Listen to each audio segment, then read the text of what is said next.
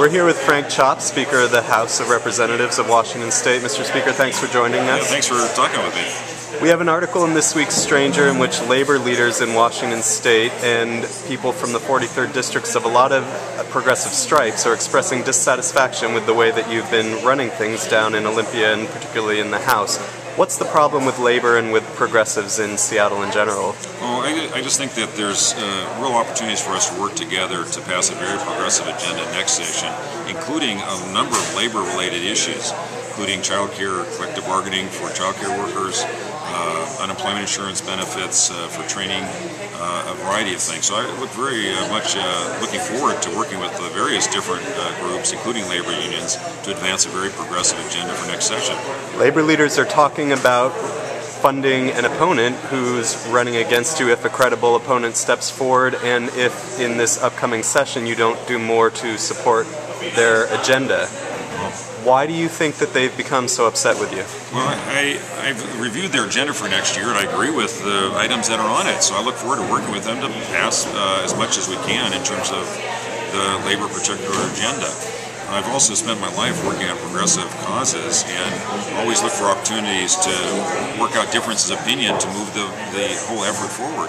It's not just labor leaders who are upset in the 43rd. In this article that we have in this week's Stranger, a number of different people representing progressive constituencies in the 43rd are worried that you've become out of step with the 43rd district as you've tried to bridge the divide between Seattle liberals and people of all political stripes in this state, as you've tried to bridge that divide as Speaker. Do you think that you've become out of step with the 43rd district over time? Oh no, in fact my goal is to work very positively with everybody. In fact, if you urge those folks to sit down and talk with me about their particular issue, I'd be more than happy to work with them to figure out how we can move things forward.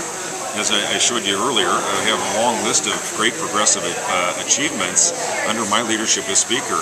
I'm very excited also about the various things that I've done, particularly in the 43rd District, and I really enjoy it. This is one of my better pictures, by the way. It's probably better than, and then all these great things that we've done. I'm very proud of the things that we've done in the legislature, and I'm very excited and positive and energetic about working with my critics about how we can move things forward. Just, hey, set up the meetings, I'll sit down and talk with them. Do you have any regrets about how things have gone recently in the House? Well, I think everybody makes mistakes, including myself, and that's fair. I feel badly about certain shortcomings or whatever. What's your biggest recent mistake? I think basically I've been trying to figure out how best to bring people together, to figure out specific strategies to get good things done. And so I've redoubled my effort since session to reach out to a lot of different groups, labor groups, environmental groups, etc., to work together on a common agenda. And many of the things that are in our upcoming agenda for next session reflect the input that I've gotten from those meetings. So I think it's all part of the process. Another way of describing the concern that your constituents here in the 43rd are expressing is that they feel that you've become more protective of the Democrats' supermajority in the House than you are of values of Democrats in the 43rd District. Well, what has the supermajority gotten the Democrats of the 43rd District? Well, as I mentioned before, this long list of progressive accomplishments about Democrats delivering over the last few years, great stuff, really great stuff. And how much more time do I have? You can read from a couple of those. Mental health parity for everybody, opportunity grants, children's health care, best in the nation, covering 780,000 kids. Even in terms of Seattle, I have 63 housing trust fund projects funded in my district alone because of the effort we did to invest $1 billion of state funds in housing trust fund projects. I can keep going because it's really very exciting to talk about. Why don't you tell people who are watching this on Slog how many pages long that is? It's 8 pages, I think. It's a long list. It's great. And look, in politics, everybody's got an opinion, and I'm not a perfect person, so I'd be more than happy to sit down with people, as I've done in numerous meetings for years, to see how we can work together to get the job done.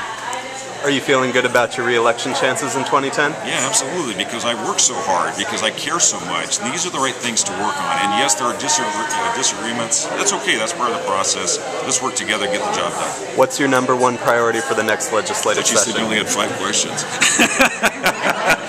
some of these are sub-questions. This is Okay, question number 5. What's your top priority for the next legislative I've been working session? with my caucus on a progressive agenda for next session.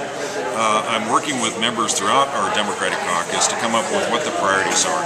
And it ranges from making sure we continue to cover all kids in the state with health care, to also including ways we can fund with new revenue, cleaning up Puget Sound and other clean water projects, to a variety of other things in terms of better education funding, for example, and money for opportunity grants so that low-income kids go get a higher degree, higher education degree. But this process is still going on. I will be eager to talk to you again in about a month about what the caucus decides about what our priorities are. Well, Speaker Chopp, thanks for joining us and talking to the people watching on Slog. Great, thanks very much.